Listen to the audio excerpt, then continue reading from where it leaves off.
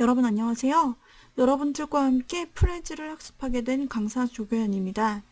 이번 시간은 프레즈 처음 만나기라는 제목으로 프레즈의 개요와 어떤 도구인지 하는 부분들에 대해서 먼저 학습해보는 시간을 갖도록 하겠습니다.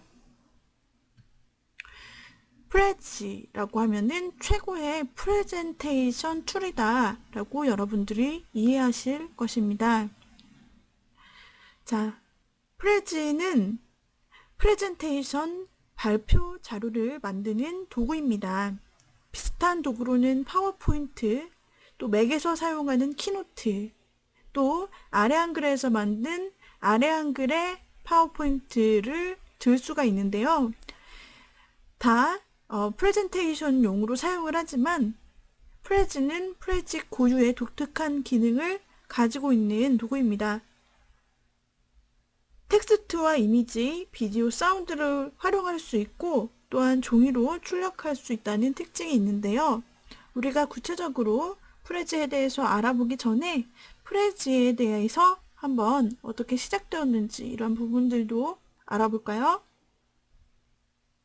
이제까지는 파워포인트나 키노트 등과 같은 프레젠테이션 프로그램을 이용해서 프레젠테이션 하는 모습을 보면 우리가 청중이 쉽게 피로감을 느끼게 되고 집중력도 떨어지는 것을 경험하게 됩니다.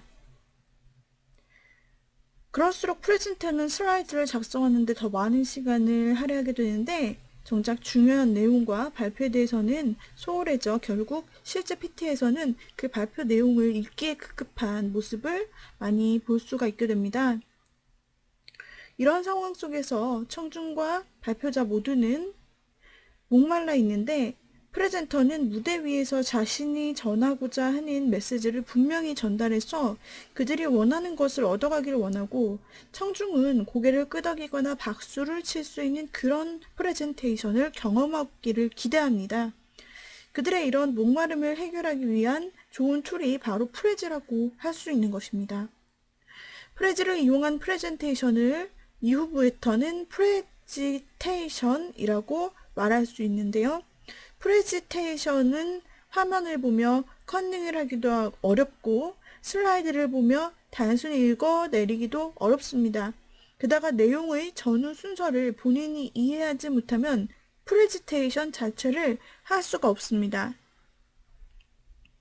자, 그러면 프레즈가 어디서 시작되었는지 좀 알아보겠습니다.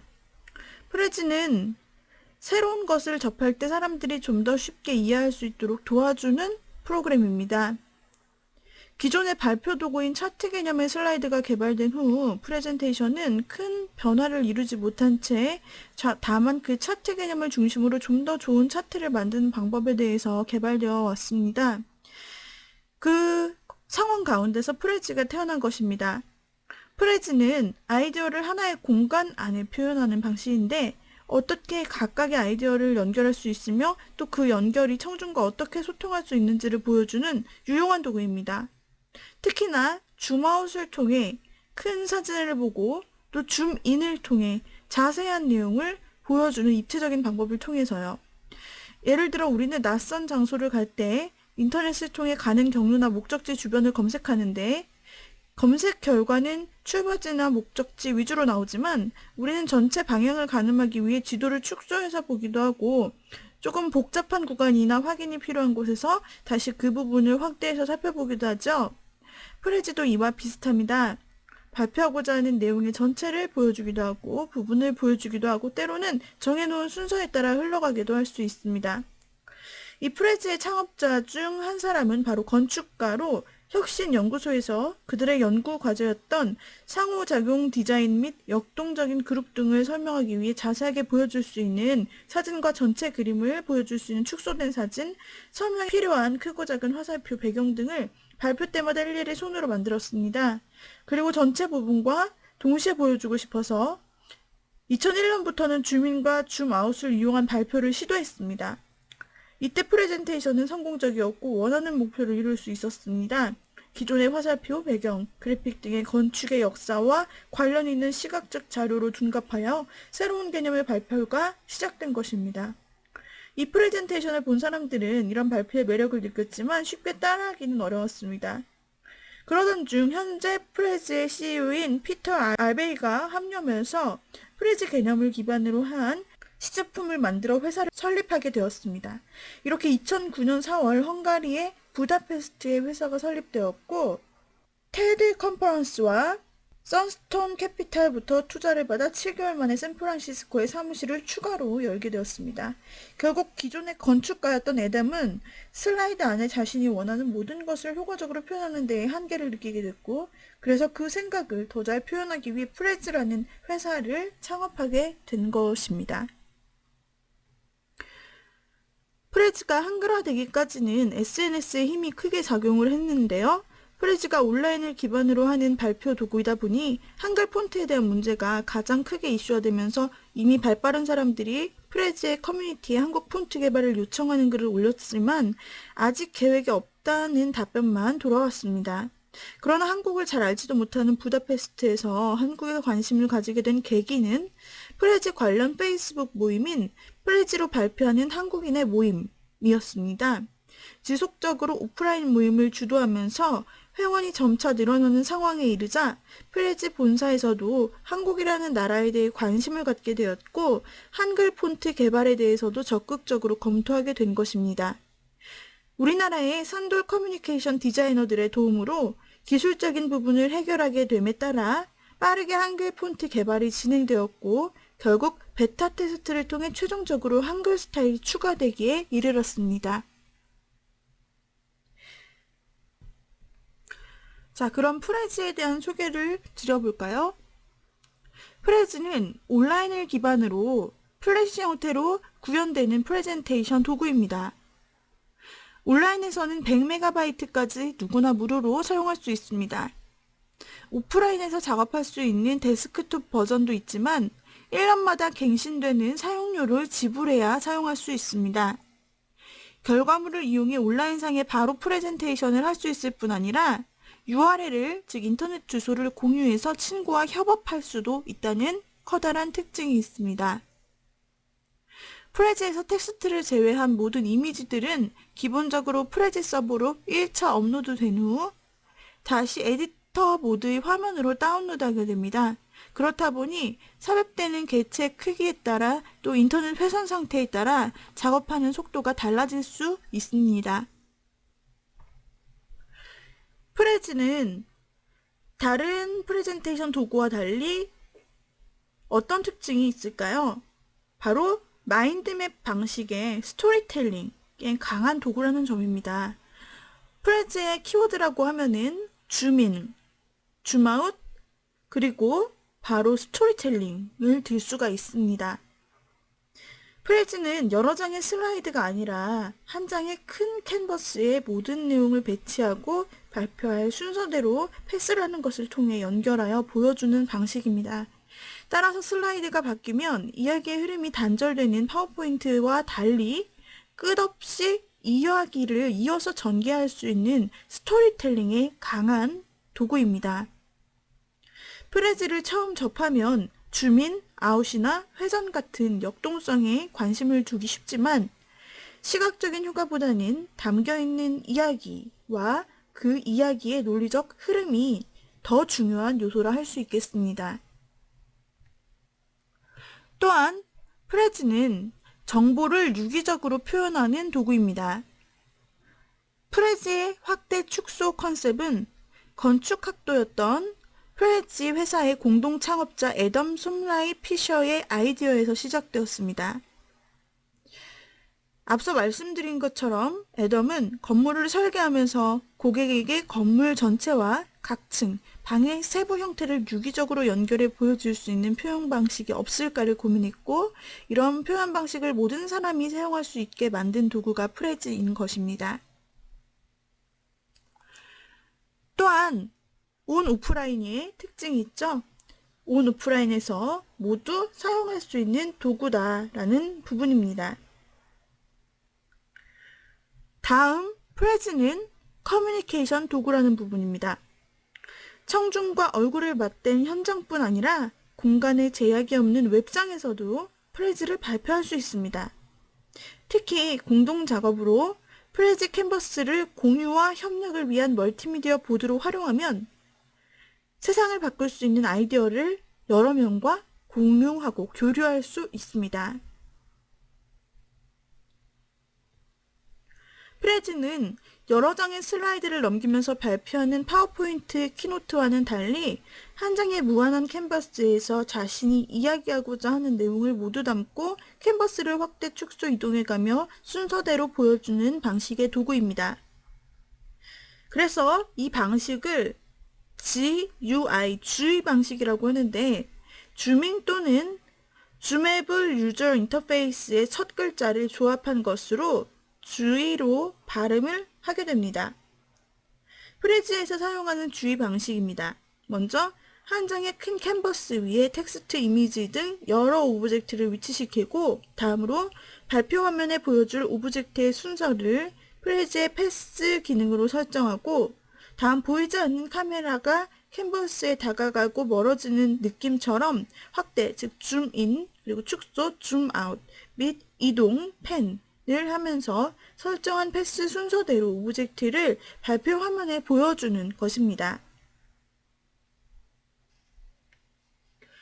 이 줌인, 줌아웃을 적절히 활용하면 청중들을 푹 빠져들게 만드는 프레지 프레젠테이션이 되지만, 그렇지 않다면 멀미가 나고 별 내용 없이 빙글빙글 돌아가기만 하는 조잡한 프레지 프레젠테이션이 되기도 할 수 있습니다. 그래서 줌인, 줌아웃을 사용하고자 할 때는 줌 레벨 그리고 패스를 고려해야 합니다. 자, 이제 우리가 프레지에 대해서 제대로 알아보도록 하겠습니다. 자, Q&A 형식으로 한번 이야기를 해드리겠습니다. 먼저, 프레지는 어지럽다? 라는 질문에 대한 부분인데요. 많은 청중들이 프레지로 제작한 PT를 보면 이와 같이 어지럽다라고 느끼는 경우가 있는데요. 실제로 그런 도구인가요? 프레지는 어지럽게도 그렇지 않게도 만들 수 있습니다. 심지어 프레지로 만든 것인지 파워포인트로 만든 것인지 청중이 알아차리지 못하게 할 수도 있습니다. 프레지에서 움직임은 패스에 연결된 전후 오브젝트의 위치 크기, 각도의 차이에서 발생합니다. 그리고 사용자가 이를 어떻게 설정하느냐에 따라 어지러움의 정도가 결정되는 것입니다. 다음으로 프레지는 화려하다. 자, 확대 축소와 회전으로 인해 프레지를 화려하다고 하거나 역동적으로 보는 경향이 있지만, 프레지는 단순한 도구이며 저작된 결과물 역시 간결합니다. 프레지의 개발 배경에는 불필요한 장식적 요소보다는 정보 전달에서 신호가 되는 핵심 내용을 간결하게 표현하는 프레젠테이션 도구를 만들자는 의도가 포함되어 있습니다. 최근 들어서 프레젠테이션에서 교육, 홍보, 전시 등의 도구로 점차 영역을 확장하면서 다양한 애니메이션을 사용하는 화려한 프레지가 많이 제작되고 있지만, 프레젠테이션 영역에서는 여전히 간결함을 최고의 덕목으로 하고 있습니다. 프레지로 좋은 프레젠테이션 자료를 만드는 방법 중 하나는 확대, 축소, 회전과 같은 프레지의 모션을 화려한 장식적 요소로 보기보다는 청중이 정보를 쉽게 인지할 수 있도록 도와주는 기능으로 인식하고 저작하는 것입니다. 즉, 프레지의 모션 기능을 정보 강조, 발표 내용의 위계적 표현, 그리고 내용이 변경되는 전환을 청중에게 알려주는 이정표로 활용하는 것이죠. 다음으로 프레지는 변덕스럽다. 프레지 인터페이스는 어제와 오늘이 다릅니다.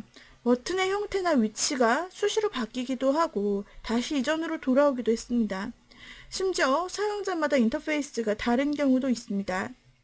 인터페이스의 원칙 중 하나인 안정감에 대한 배려가 아쉬웠지만 2012년 10월에 프레지 인터페이스가 완전히 변경되면서 어느 정도 안정화되었다고 할 수가 있습니다. 다음으로 프레지는 쉽다. 네, 프레지를 배우기는 매우 쉽습니다. 프레지는 앞서 말씀드린 대로 단순한 도구입니다. 프레젠테이션에 꼭 필요한 핵심적인 기능들이 직관적인 인터페이스로 구성되어 있어 배우기도 저작하기도 매우 쉽습니다. 컴퓨터 숙련도나 학습 방법에 따라 차이가 있을 수 있지만 대개 10분이면 기본 개념과 작업 흐름을 인지하고 1시간이면 기본 기능을 이해할 수 있습니다. 하지만 프레즈를 잘 만들기는 쉽고도 어렵습니다. 프레즈는 마인드맵 방식의 스토리텔링에 강한 도구라고 말씀드렸죠. 따라서 전달할 주제를 논리적인 흐름으로 전개해가는 스토리텔러에게는 매우 쉬운 도구가 될 수 있지만 여러 정보를 짜집기 형태로 편집해서 발표한 프레젠터에게는 쉽지 않은 도구인 것입니다. 그 다음에 마지막으로 프레즈를 예쁘게 만들기는 어렵습니다. 프레즈는 키워드, 대표 이미지와 같은 핵심 정보를 청중에게 직관적으로 전달하는 데 유용한 도구입니다. 이런 특성과 짧은 역사로 인해 현재 프레즈에는 장식적 기능이 많지 않습니다. 단순한 것이 가장 아름답지만 단순하게 만들기는 어려운 이치와 같이 몇 가지 핵심적인 기능만으로 프레즈를 예쁘게 만들기란 쉽지 않습니다. 그래서 어도비사의 일러스트레이터, 플래시, 포토샵과 같은 외부 그래픽 프로그램들이 활용되고 있습니다. 같이 사용된다는 것이죠. 쉽고 직관적인 프레즈와 유연한 프레즈 사이의 그 간격을 어떻게 메워갈지 앞으로 프레즈의 행보가 기대되고 있습니다. 프레즈의 보안에 대해서 말씀드리자면 프레즈가 인터넷에 접속해서 사용하는 클라우드 컴퓨팅 방식의 도구로 널리 알려져 있어서 일부 기업이 사용을 주저하는 경우가 있는데요. 프레즈는 보안 문제를 해결하기 위한 3가지 방법을 가지고 있습니다. 먼저 프레즈 공유 수준을 비공개로 설정하면 사용자만 볼 수가 있는 형태가 됩니다. 이렇게 공개 수준을 변경하는 방법이 있고요. 두 번째는 유료 회원인 프로나 프로 에듀 라이선스를 가질 수 있는데요. 이는 온라인 상거래 등에 사용되는 SSL을 이용해 암호화된 데이터 통신을 지원하는 보안 연결 기능을 제공하고 있습니다. 하지만 이러한 온라인 방법이 모두 다 불안하다면 3번째로 프레즈 데스크톱을 사용하시면 됩니다. 프레즈 데스크톱은 파워포인트와 같은 설치형 프로그램으로 프레즈 서버에 저장하는 게 아니라 사용자 컴퓨터에 저장하는 방식입니다. 자, 이렇게 해서 이번 시간 프레즈에 대해서 하나하나 알아보았습니다. 다음 시간 이어서 우리가 프레즈에 대해 학습해보는 시간을 갖도록 하겠습니다. 오늘의 강의는 이상으로 마치도록 하죠. 여러분 수고하셨습니다.